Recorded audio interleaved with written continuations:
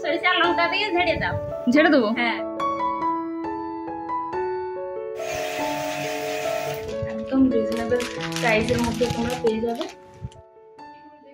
Hello everyone, good morning. কেমন আছো সবাই? আশা করছি ভালোই আছো।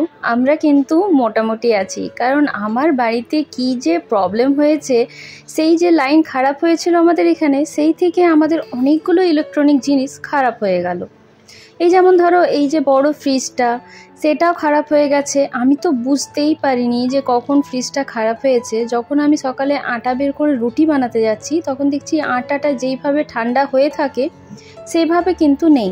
তারপরে যখন চেক করলাম, তখন দেখলাম যে অলরেডি অনেক জিনিস আমার ফ্রিজের খারাপ হয়ে গেছে। আর এটাতে যে ঠান্ডা হাওয়াটা চলে সেটা একদমই নেই, জাস্ট এটাতে লাইট জ্বলছে।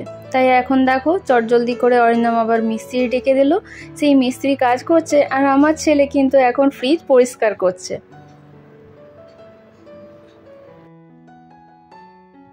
তবে এখানে খুব একটা বেশি প্রবলেমে পড়তে হয়নি আমায়, কারণ আরেকটা ফ্রিজ আছে আমাদের, সেটাতে এই ফ্রিজ থেকে সব জিনিস নিয়ে গিয়ে ওখানে শিফট করেছিলাম কাল রাতেই। এতে প্রবলেম যেটা হয়েছে সেটা বললো, এখানে একটা তার থাকে যেটা ড্যামেজ হয়ে যাওয়াতে গ্যাসটা একদমই বেরিয়ে গেছে, আর যার জন্য ফ্রিজটা একদমই ঠান্ডা করতে পারছে না।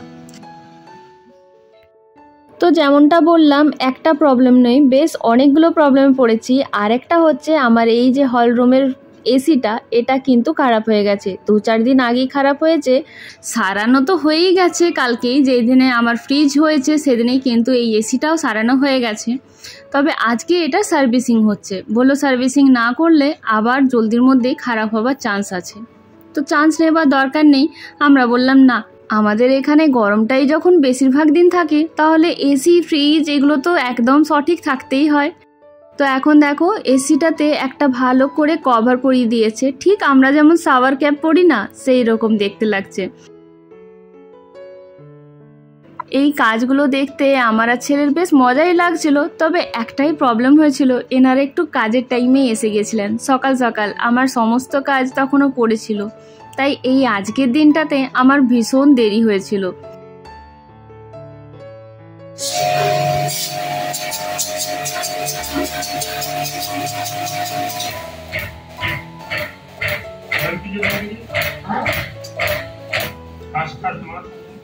তাই ব্লগিং বলে তেমন কিছু করিনি, তবে এই যে ছোট ছোট ক্লিপসগুলো তুলে রেখেছিলাম এই কাজগুলোর। আর এমনিতেও আমরা অনেকদিন থেকে ভাবছিলাম এসিটাকে সার্ভিসিং করানোর। এই দুর্গাপুজোর আগে এগুলো একদম পারফেক্ট টাইম হয় সব কিছু পরিষ্কার করে নেবার।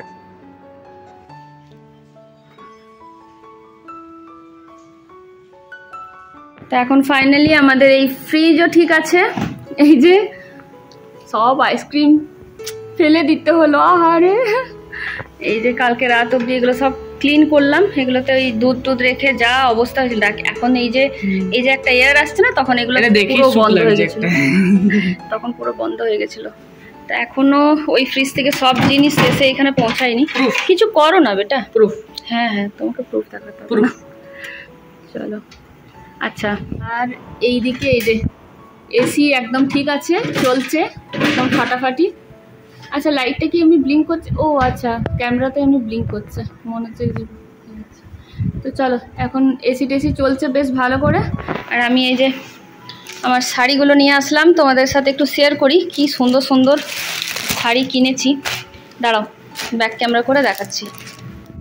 শাড়ি দেখাতে গিয়ে এই যে মাসি এসছে, এখন আগে আমাকে কাজবাজ করে নিতে হবে। আজকে ঘড়িতে বাজছে কটা? 3:30। আমার এখন রান্না হয়নি, কারণ এইগুলো সব ঠিক হলো, তো সাথে আমার মিক্সি খারাপ হলো। আজকে মিক্সিটা খারাপ, সেই সবজি অনেক চেষ্টা করে করে ওই গ্রেটারটাতে গ্রেট করে তারপর রান্না চাপিয়েছি।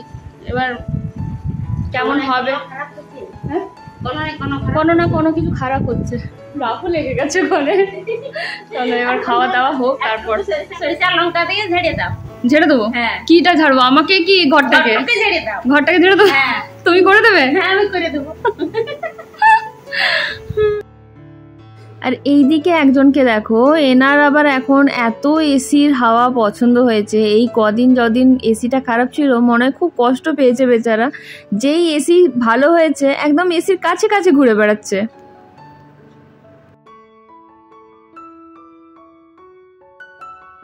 তো আজকে রান্না করতে আমার অলরেডি দেরি হয়েই গেছিলো, তারপর আবার রান্না করতে এসে দেখছি আমার মিক্সিটাও খারাপ। তখন আবার ওই ইজি গ্রেটারে করে মশলা গ্রেট করে চিকেনের ঝোলটা বানিয়েছি।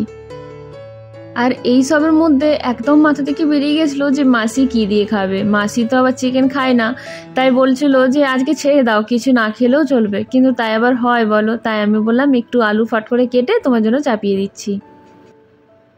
এই যে আমাদের ওই কুচনো মশলা দিয়ে চিকেনের ঝোল রেডি। জানি না কেমন হবে, তবে মনে হচ্ছে ভালোই হয়েছে। এখন হয়ে গেছে সন্ধেবেলা, সন্ধে পেরিয়েও গেছে অনেকক্ষণই। আর অরিন্দম আবার থেকে নিজের কাজে লেগে গেছে। এইবারে এই রুমের পর্দা টর্দা সব সরিয়ে কাচা হবে। আর যে রেটে গরম, যখনই কাচা হোক একদম ঝরঝরে পর্দা শুকিয়ে রেডি হয়ে যাবে। ওকে, এখন হয়ে গেছে সন্ধেবেলা। অরিন্দম নিজের ওই যে দেখিয়ে দিলাম, ও নিজের কাজে লেগে পড়ছে আবার ঝাড়াঝাড়িতে। আর তখন না আসলে অরিন্দমও আসলো বাইরে থেকে, একটু খাওয়া দাওয়া করে আর বলো না দেখাবো। মাসি নিজের কাজ করছিল, আমি সবাইকে খেতে খেতে দেখতে যেতে টাইম একদম পেরিয়ে গেল। তাহলে সন্ধ্যাবেলায় আরামসে একদম দেখাবো। এখন এটা একদম পারফেক্ট টাইম, ছেলে বসে গেছে পড়তে, অরিন্দম নিজের বিজি। আমি আগে এগুলো দেখিয়ে দিই। এটা হচ্ছে ফার্স্ট শাড়িটা, যেটা তোমাদেরকে দেখাচ্ছি। এটা দেখেছিলে সেদিনকেও আমি গায়ে ফেলে দেখছিলাম। তো এটা বটল গ্রিন, আর এটা হচ্ছে হ্যান্ডলুম শাড়ি। আর এই যে কপার জারি, তো এখন কপার জারিটাই চলছে। কালারটা কি আসছে আমি ঠিক জানি না ক্যামেরাতে কেমন আসছে, তবে এটা একদম পিওর বটল গ্রিন হচ্ছে। দারুণ লাগে আমার এই কালারটা। এই কালারে আমার কাছে কুর্তি টুর্তি অনেক কিছু আছে, মানে এই কালারটা আমার বেশ পছন্দ। এটা আমার আর ছেলের খুব পছন্দ হয়েছিল, আমারও পছন্দ, আমার ছেলেরও পছন্দ। নেক্সট দেখো, নেক্সট হচ্ছে এই ব্ল্যাক শাড়িটা, যেটা স্ক্রিনে বেশিরভাগ দেখছিলে। এটা হচ্ছে জামদানি, পুরোটাতে এরকম ফুলকারি কাজ করা আছে। আর এটাতে হচ্ছে আজকাল এই জামদানিতে এই যে এরকম ব্লাউজ পিস আসছে। এই যে এটা হাতের, এই যে হাতে পড়বে, আর পুরোটা এরকম বেশ ভালোই লাগবে। আমি এমনি দেখেছি নেটে যে জামদানি এরকম একদম ব্লাউজ পিসের সাথে শাড়িগুলো বেশ সুন্দর লাগে দেখতে। আর এটা হচ্ছে আঁচলটা। এটা স্পেশাল ভালো লাগছে কি জানো তো, এই যে গ্রিন জারি টাইপের দিয়েছে, ব্ল্যাকের মধ্যে গ্রিনটা দারুণ যাচ্ছে। তো এটা পুরো গাটা, আমি এখন আর খুলে দেখাচ্ছি না, যেদিনে পরবো সেদিনে দেখাবো। এই যে এইভাবে পুরো গাটা। তো আগের বছর আমার একটা পুজোর সময় ব্ল্যাক হয়েছিল, তারপর আমি খুঁজে পাচ্ছিলাম না যে কোন দিন পরবো, তবুও এবছর নিয়ে নিয়েছি। মানে এই আর কি, ব্ল্যাকের ক্রেজ চলছে এখন, তো সেই জন্য। যাই হোক, এটা কিন্তু পিওর একদম অরিন্দমের পছন্দের হয়েছে। আর একটা দেখাই লাস্ট যেটা আছে, এটা হয়তো সব থেকে সুন্দর আমার মনে হয়। আর এটার ওয়েটটা আমি কি বলবো, মানে 50 গ্রাম কি 100 গ্রাম জানি না, প্রচণ্ড হালকা। এটাও জামদানি, একদম সফট জামদানি, পিওর রেড, তার মধ্যে এরকম এই যে কাজ করা হচ্ছে। এটা হচ্ছে আঁচল, আর পুরোটাতে এইভাবে যাবে। আর এই কাপড়টাই সেম থাকবে ব্লাউজের, ব্লাউজ পিস এটাতেও আছে, তবে ওরকমভাবে পিস আলাদা করা নেই। আর হাতে কোনো কাজ এটাতে নেই, এরকমই মানে পুরোটাতেই। এই যে এইভাবে এইটা পড়বে হাতে, ঠিক আছে। এই যে নিচের পার্টটা যেটা মানে পুরোটাতেই আছে, সেটা ওই জন্য হাতে পড়বে। তো এটা সব থেকে ভালো, খুব সুন্দর, খুব সুন্দর। একদম হালকা জারির কাজ করা আছে, এরকম লাল আর সাদার মধ্যে একটা আছে আমার জামদানি। আর এই বছর শাড়িগুলো আমি নিয়েইছি এরকম, যেন মানে পরে আবার পরা যেতে পারে, পুজো হোক, কোনো কিছু কারোর কোথাও যাওয়ার আছে কোনো অকেশনে। তো খুব ভারী ভারী শাড়িগুলো নিয়ে এটাই হয় যে আলমারিতে থেকে যায়, সেটা আর পরা হয় না, বিয়ে বাড়ি খুঁজতে হয়।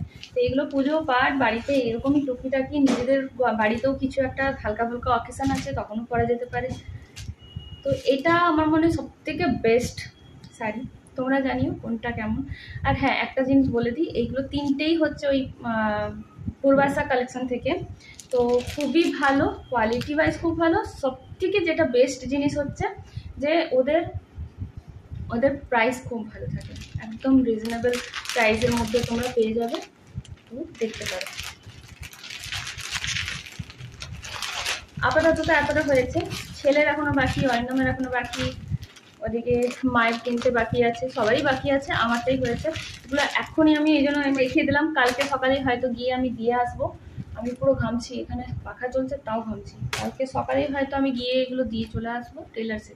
তো চলো এখন এবার যাই ছেলের কাছে বসি, ও পড়ছে, ওকে আগে পড়াতে দেখিনি, তারপর আবার দেখা।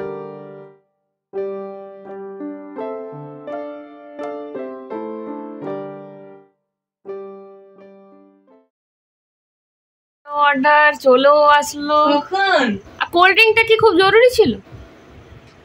এস একটু তাকাই দেখে, ওরে বাপ রে। চলো আর চিকেনটা কি হবে রে? তো এখন ছেলেকে তার বাবা একটা সারপ্রাইজ দিল ডমিনোজ থেকে, ওকে না জানিয়েই পিৎজা আনিয়ে দিয়েছে। আর এইভাবে আনানোর পর ওর যে খুশিটা থাকে না, সেটা দেখেই আমাদের খুব মজা লাগে।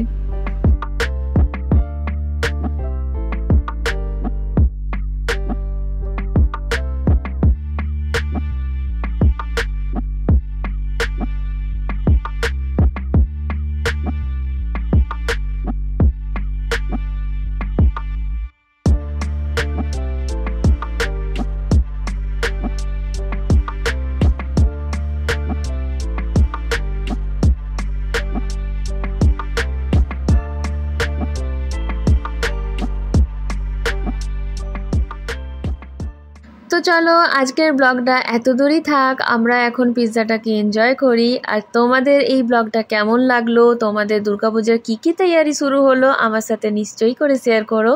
আর হ্যাঁ, যদি ভালো লেগে থাকে একটা লাইক, শেয়ার আর কমেন্ট করে দিয়ে যেও। তো চলো সবাই সুস্থ থেকো, ভালো থেকো, আবার দেখা হচ্ছে নতুন একটা ফ্রেশ ব্লগে। Bye bye, good night.